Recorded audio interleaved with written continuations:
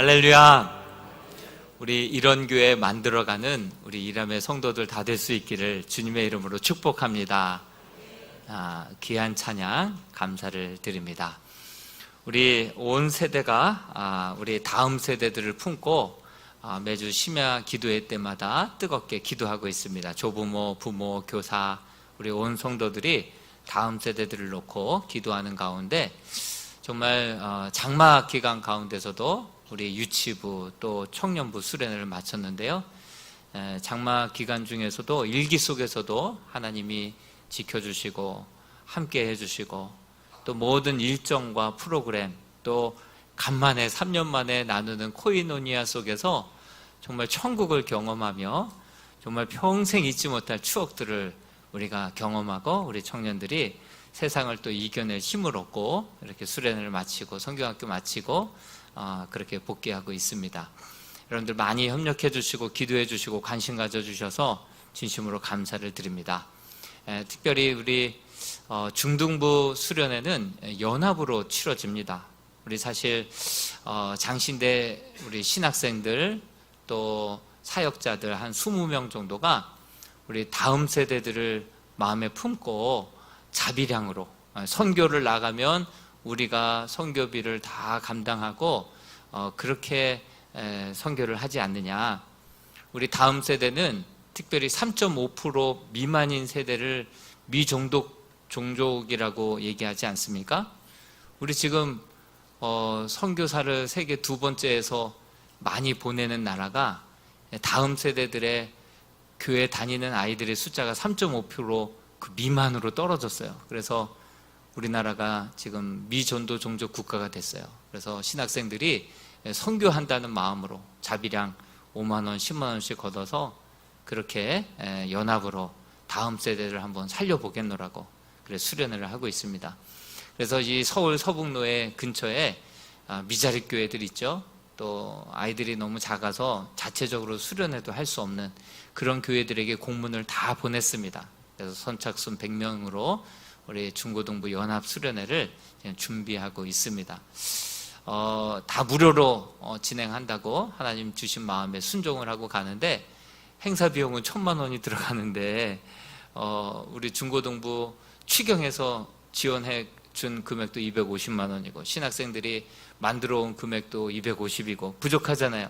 그래서 서울 서북로에 이런 취지로 우리 중고등부 연합 수련회 합니다. 예산 보니까 없어요. 회의를 몇 번 거쳐가지고 영끌해서 500만 원 끌어왔어요. 그래서 이제 1,000만 원은 됐는데 문제는 우리 교회에서 행사하는데 봉사자들이 좀 필요합니다.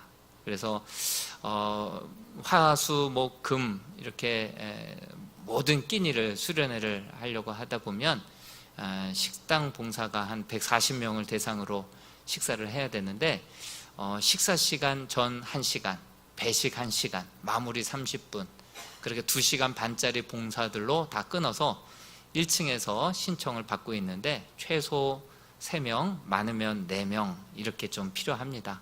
거의 다 찬 것 같아요. 많은 분들이 또 관심 가져주셔서 3명보다는 4명이 낫고 4명보다는 5명이 낫는데 같이들 오셔서 이 귀한 하나님이 주목하시고 기뻐하시는 이 일에 정말 여러분들의 증인으로 또 봉사자들로 함께 동참하는 시간들이 되었으면 좋겠습니다. 오늘은 또 휴가철이기도 합니다. 그래서 7월 휴가철을 맞이해서 여러분들에게 한번 영화 하나를 추천해 드릴까 합니다. 그래서 오늘 설교 시간은 영화 산책이라고 할 수 있을 것 같습니다.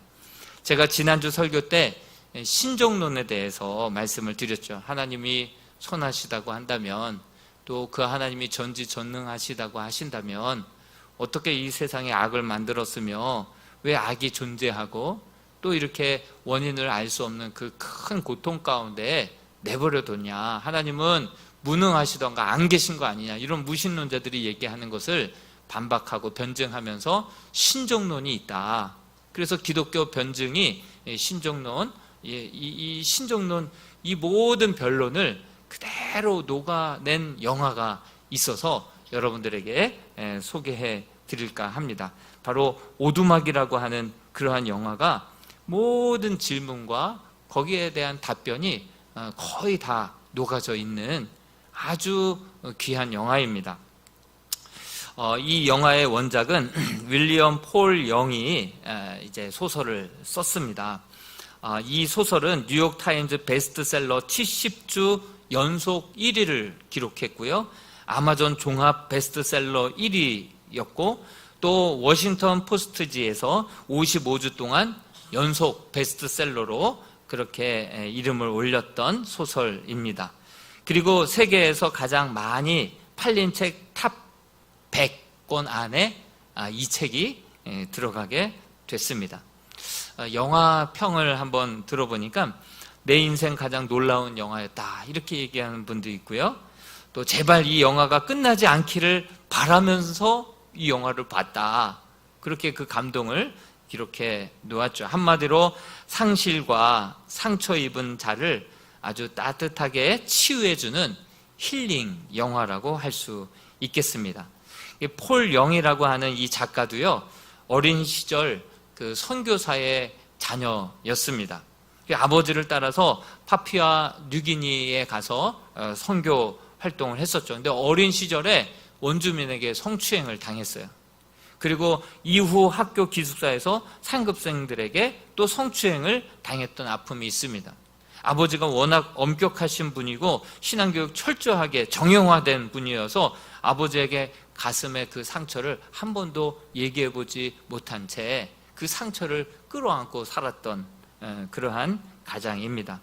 어느덧 6명의 자녀의 아버지가 되어서 이 자녀들에게 어떻게 이 신앙의 가치관과 이 유전을 어떻게 물려줄까 하다가 이 소설을 쓴 거예요. 자녀들을 6명에게 물려주기 위해서 기독교 가치관으로 소설을 쓴 거예요.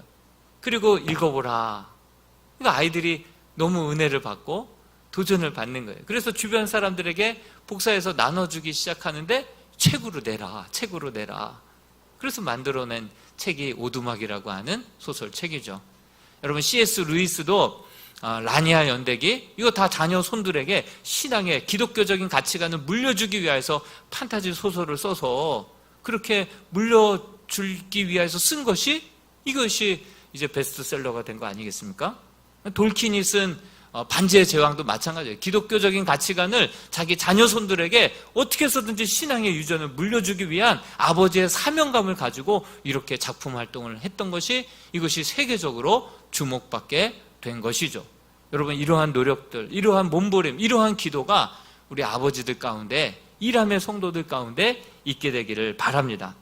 한 단란한 행복, 영화 한 편 보고 간 것 같은 그런 느낌이 들도록 오늘 이 영화를 한번 여러분들에게 소개하면서 같이 힐링의 시간을 함께 맛보기를 원합니다. 한 단란한 행복한 믿음의 가정이 있었습니다. 아버지는 맥, 그리고 어머니는 낸이죠. 사진 한번 보여주시겠어요? 예. 아버지는 맥이고 엄마는 낸입니다. 이름이 간단해서 너무 좋아요. 예.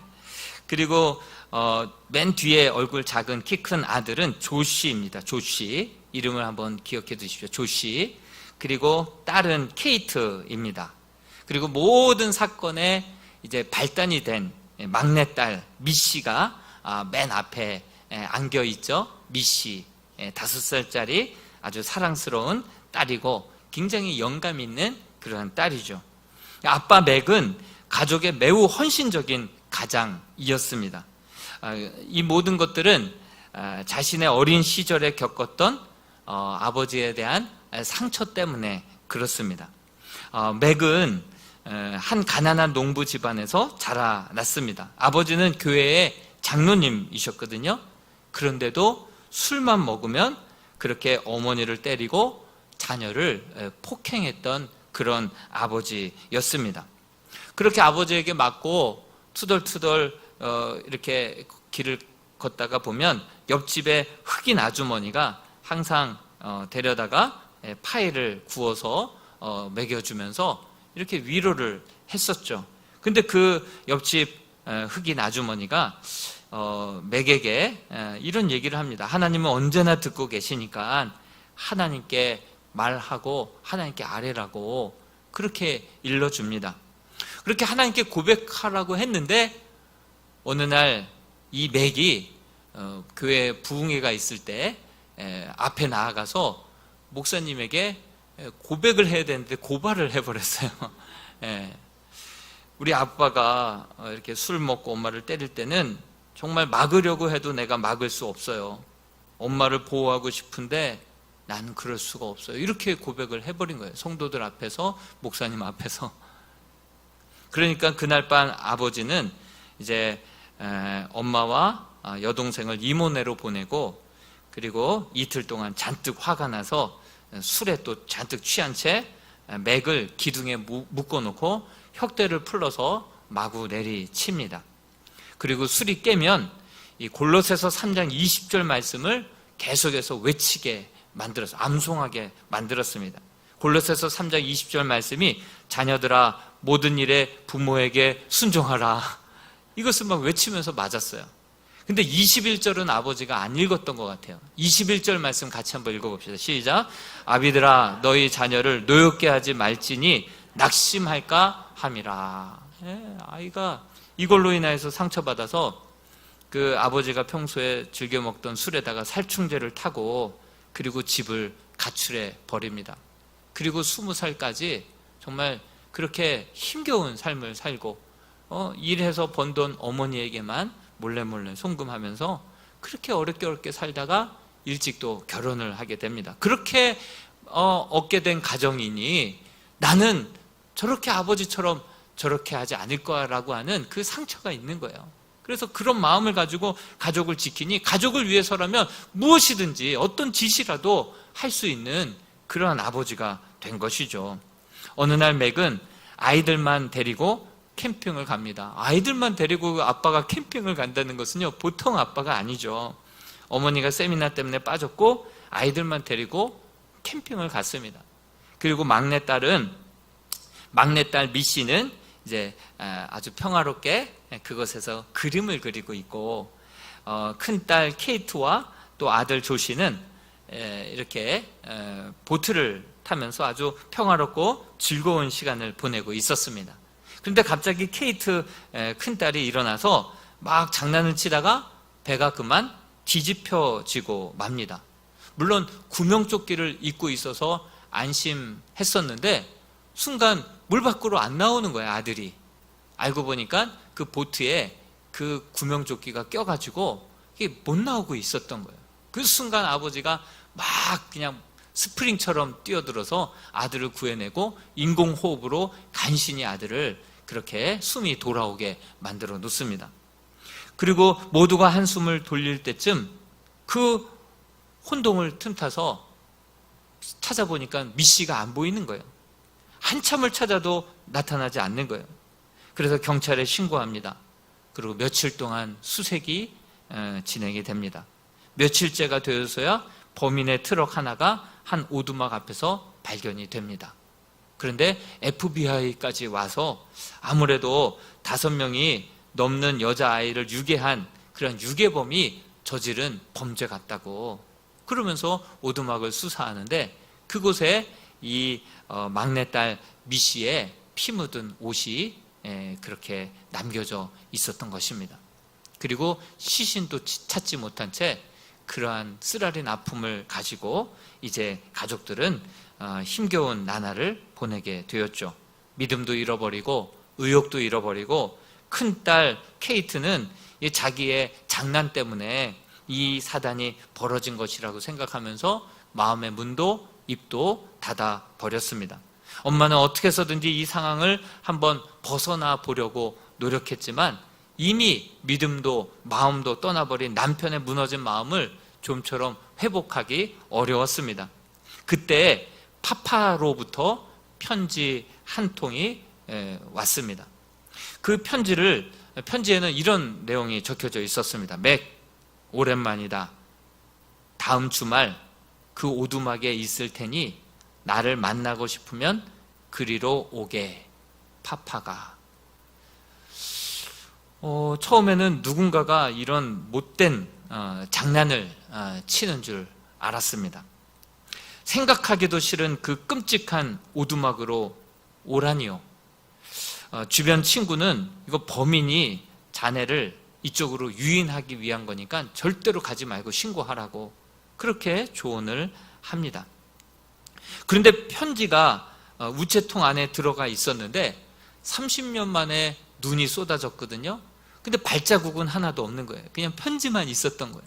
그리고 파파는 바로 자기 아내가 하나님을 부르는 자기만의 애칭이 파파였거든요. 파파라고 하는 이름을 아는 사람도 없을 텐데 발자국도 없는 그 편지를, 초대장을 받은 것이죠. 하나님의 초대장이었습니다. 왜 하필 딸의 죽음을 확인했던 오두막으로 다시 불렀을까요? 이때부터, 아니 이곳에서부터 인생의 황무지가 시작됐기 때문에 그렇습니다. 더 이상 이 매개 가정은 앞으로 나아가지도 뒤로 물러서지도 진퇴양난에 빠져가지고 모든 상처에, 이 과거에 묶여가지고 아무것도 못하는 가정이 되어버린 것이에요. 버려진 땅이 되어버린 거예요. 그래서 그 버려진 땅을 다시금 치유하고 회복하시고자 하나님께서 정말 그렇게 보내온 그런 편지였던 것이죠. 우리가 읽었던 이사야서 62장 4절 말씀을 다시 한번 같이 한번 읽어보겠습니다. 시작. 다시는 너를 버림받은 자라 부르지 아니하며 다시는 내 땅을 황무지라 부르지 아니하고 오직 너를 헵시바라 하며 내 땅을 뷸라라 하리니 이는 여호와께서 너를 기뻐하실 것이며 내 땅이 결혼한 것처럼 될 것임이라. 여러분, 헵시바는 무슨 뜻입니까? 나의 기쁨이 그에게 있다, 이런 뜻이에요. 어떻게 하셨습니까? 아, 저기 적혀져 있군요. 나의 기쁨이 그에게 있다. 뷸라는 어떤 뜻입니까? 너는 나의 신부다. 너는 나의, 이름 발음하기도 어렵죠. 뷸라. 예, 너는 나의 기쁨이고 너는 나의 신부다. 너를 더 이상 버려진 땅으로 너를 여기지 않고 이제 장차 이러한 모습으로 내가 너희를 바꿀 것이다 라고 하는 하나님의 회복의 약속의 말씀이죠. 사실 이때 당시만 해도 여자들은 경제활동의 기회가 많지 않았습니다. 그러므로 남편이 있는 신부가 된다는 것은 이제 그 남편으로부터 보호와 사랑을 받는다. 그래서 남편이 있는 신부다. 이것은 지켜주는 자가 있다, 보호해주는 자가 있고 사랑해주는 자가 있다라고 하는 그런 뜻이죠.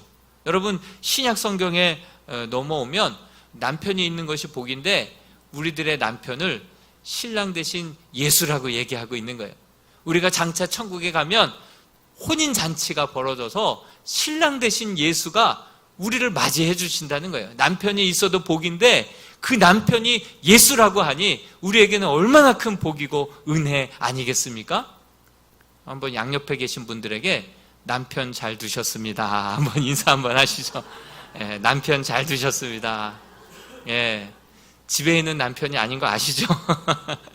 예. 근데 오두막에 이제 초청장을 받고 권총을 들고 찾아갑니다.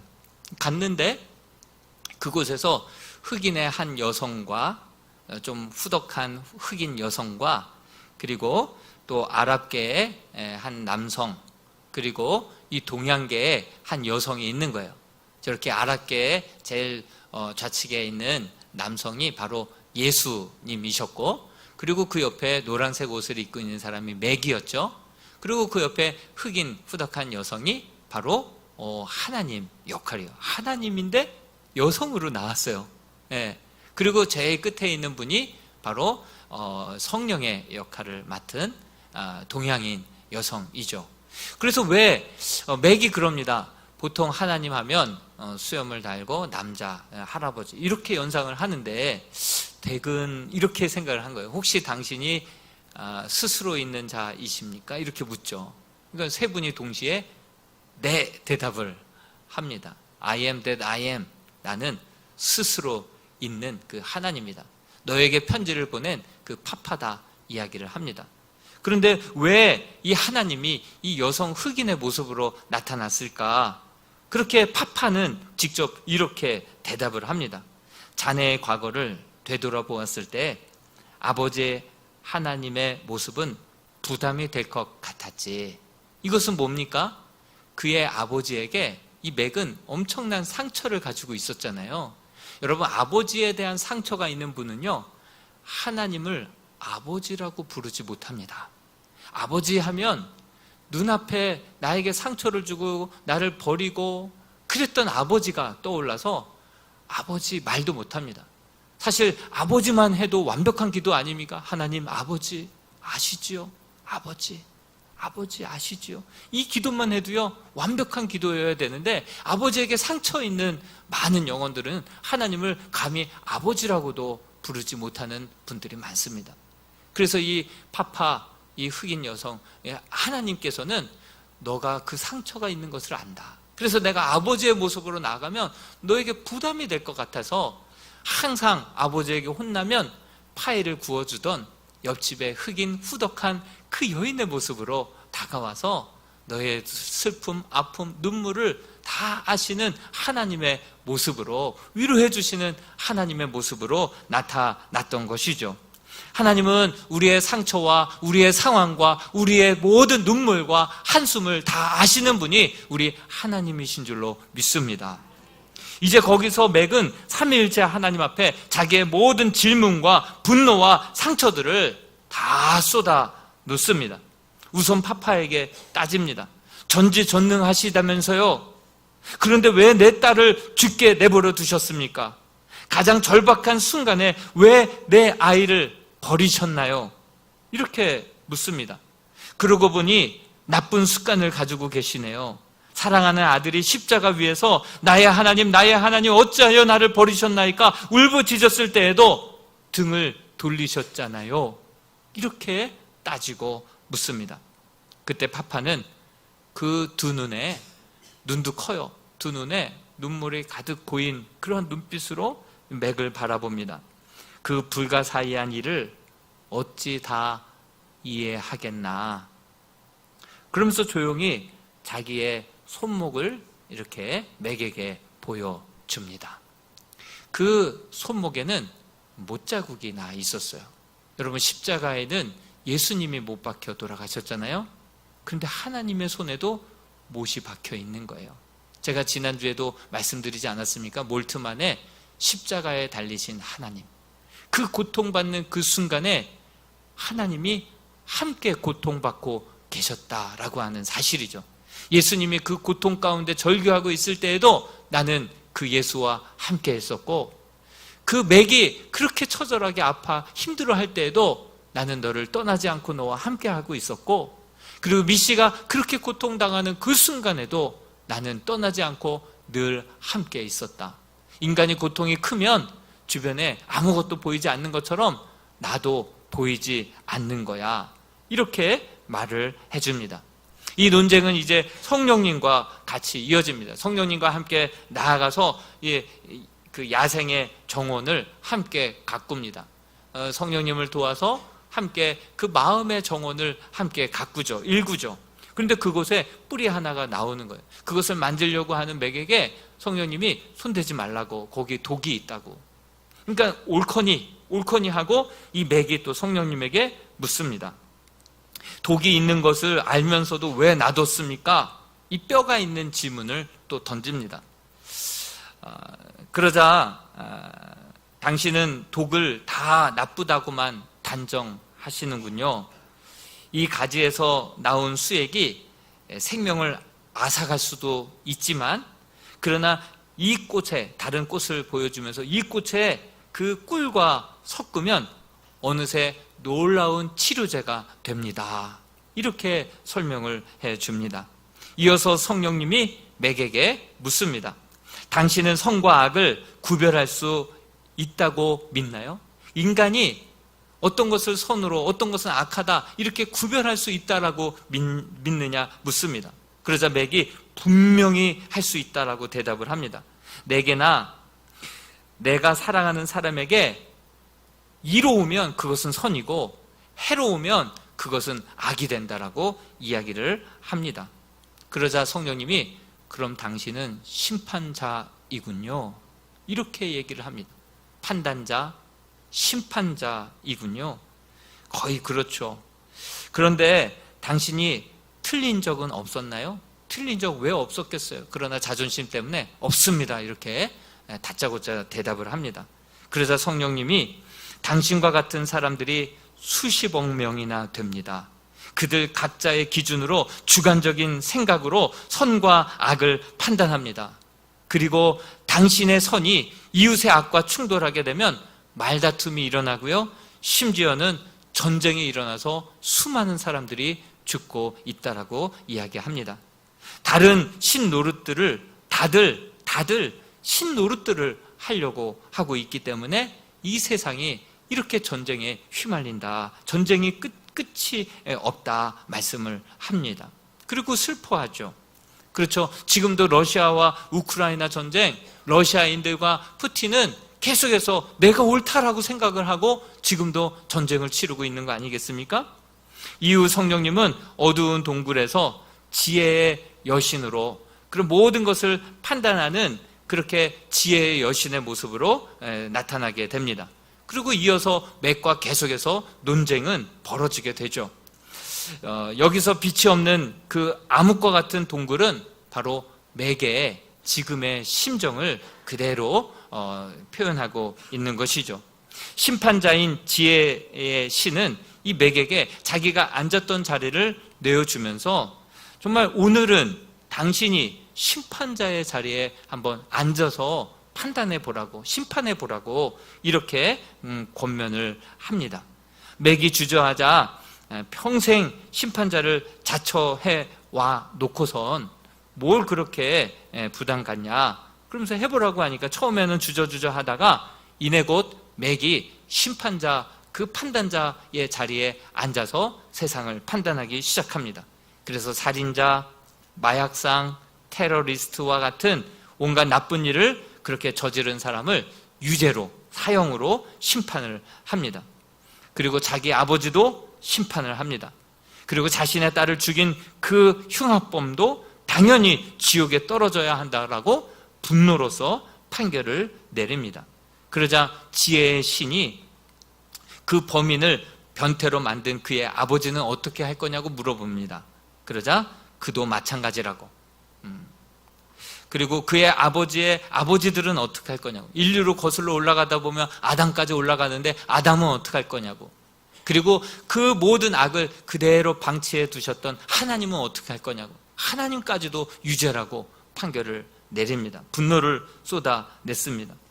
여러분, 사람들이 정의 이렇게 정의와 공의를 외치지만 그 모든 정의가 자기 입장에서의 정의인 거 아시죠? 자기 입장에서 자기에게 이익이 되면 정의롭고 선이고 자기에게 해가 되면 그렇게 그 모든 것을 악이라고 그렇게 판가름하는 지극히 주관적인 그러한 선, 이 개념 때문에 많은 말다툼이 나오게 되고 갈등이 생겨나게 되고 싸움이 나오게 되고 전쟁까지 이르게 되는 거 아니겠습니까? 모두가 자기 자신이 하나님의 자리에서 사람들과 사건들을 판단하고 평가하니 하나님까지도 잘못된 유죄 판결이 나오는 거 아니겠습니까? 그러자 지혜의 성령은 마지막으로 이 두 자녀를 그렇게 딱 앞에 세웁니다. 큰 아들 바로 조시고 또 큰 딸 케이트를 앞에다가 딱 세워놓습니다. 그리고 케이트는 당신에게 상처 주는 말도 했죠. 그리고 당신을 밀쳐내기도 했었죠. 이 아들 조시는 요즘 말도 잘 안 듣죠.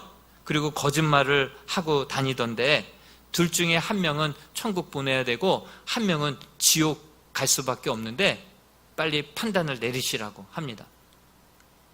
누가 더 상대적으로 악하기 때문에 두 자녀 중에 한 명은 지옥으로 한 명은 천국으로 보내야 되는데 빨리 판단을 하시라고 합니다.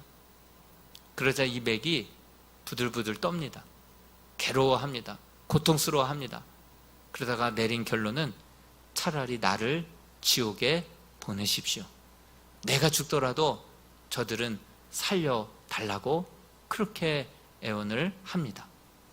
그 이유 때문에 예수 그리스도가 죽으신 것을 비로소 깨닫게 됩니다. 하나님 입장에서 어떤 흉악범이라 하더라도 하나님 입장에서는 다 하나님의 자녀로 생각하고 항상 문을 열어놓고 언제라도 돌아오면 맞아들일 그러한 회개하고 변화시킬 그러한 자녀들로 어떠한 흉악범이라 하더라도 하나님 입장에서는 하나님의 자녀로 보고 계시다는 사실을 비로소 깨닫게 되는 것이죠. 그로 인하여서 결국은 정말 자신의 그 교만함을 깨닫게 되는 순간 그 어두웠던 그 터널이, 어두웠던 동굴이 이제 한쪽이 이렇게 열리면서 그 자기의 딸, 막내딸이 천국에서 저렇게 뛰노는 모습을 보게 됩니다. 소리는 안 들리지만 서로들 그 안쪽에 있고 바깥쪽에 있다는 것을 아는 눈빛이었습니다. 그리고 사랑한다는 얘기도 합니다. 그러면서 서로들 천국에서 저렇게 아름답게 뛰놀고 평화롭게 함께 거니는 그 모습을 바라보면서 눈물을 흘립니다. 아, 우리 막내딸은 바로 하나님 품 저 천국에 있지. 그것을 확인하는 순간 그 마음에 치료가 되기 시작합니다. 그리고 결국은 이제 다시금 아버지와 대면하는 시간도 갖게 됩니다. 죽이려고 했던, 또 그렇게 미워했던 아버지와 대면하는 순간 아버지가 아들에게 사과를 합니다. 그리고 아들도 정말 저도 그때 당시에는 무서워서 어쩔 수 없었습니다. 아들아, 널 용서한다. 또 나를 용서할 수 있겠니? 너는 내가 꿈도 꾸지 못할 멋진 아빠가 되어 있구나. 그러면서 아버지와 아들이 다시 한번 뜨거운 포옹을 하면서 아들은 아버지를, 아버지는 아들을 서로 용서하며 화해를 하게 됩니다. 이제 한 명 남은 것은 도무지 용서할 수 없는 그 범죄자였습니다. 맥은 자기의 사랑스러운 딸을 죽인 그 범인까지는 도저히 용서할 수 없다 했습니다. 하나님은 맥에게 또다시 내가 심판자가 되려고 하지 말고 다만 그가 한 짓을 봐주라는 것이 아니다. 나를 믿고 옳은 일을 했으면 좋겠다. 이렇게 말씀하시면서 용서란 상대방을 위해서 하기보다 나 자신을 위해서 하는 것이다. 이렇게 이야기를 해줍니다. 혼자 하지 않아도 괜찮다고, 내가 너와 함께 하겠다고. 그래서 하나님의 도움으로 그 범인을 결국 용서를 합니다. 그때 손 안에 있던 무당벌레가 하늘로 올라서 한 바위 밑에 앉는데 그곳에 바로 딸 미시의 시신이 있었던 것입니다. 시신을 발견하고선 그 예수님이 짜놓은, 그 목수였던 예수님이 짜놓은 그 관에 세마포에 싸서 그 딸을 이제 그 성령님과 함께 일구었던 그 정원에다가 묻습니다. 그리고 맥의 눈에서 담아놓았던 그 눈물을 끄집어내어서 그곳에 그 장례식장에 붓습니다.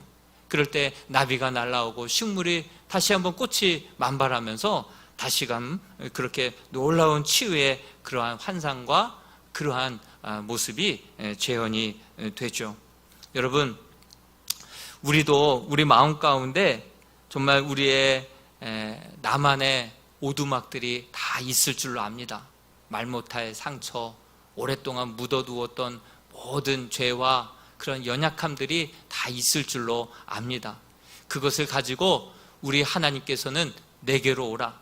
거기에 묶여서 더 이상 앞으로도 뒤로도 나가지 못하는 그런 많은 영혼들에게 내게로 오라. 내가 너희의 슬픔을 알고 고통을 알고 상처를 안다. 우리 주님은 말씀하시면서 주님 앞에 나와서 힘들면 힘들다고, 내가 미우면 정말 밉다라고, 나는 용서할 수 없으면 없다고 솔직하게 우리의 마음을 쏟아놓고 주님 앞에 맡길 때 우리 하나님께서 우리 그리스도를 이 땅에 보내주신 그 하나님의 놀라우신 사랑, 어떠한 죄인이라 하더라도, 어떠한 흉악범이라 하더라도 문을 열어놓고 그가 돌아오고 회개하고 또 언제라도 돌아오면 품에 안아줄 그 아버지의 사랑으로 우리 모두를 기다리고 있다라고 하는 그 놀라운 사랑을 우리가 깨닫게 되는 순간 우리의 모든 상처가 하나둘씩 해결되고 치유되고 힐링되어서 정말 하나님께서 기뻐하시는 그러한 나라와 그러한 하나님의 그러한 나라를 이 땅 가운데 세워나가는 그러한 자들이 되게 될 줄로 믿습니다. 오늘도 이 영화를 정말 여러분들 휴가 방학 맞이해서 집에서 꼭 한번 보시면서 신종론의 관점과 질문으로 한번 영화를 다시 한번 보시면 정말 큰 깨달음과 도전과 은혜가 있게 될 줄로 믿습니다.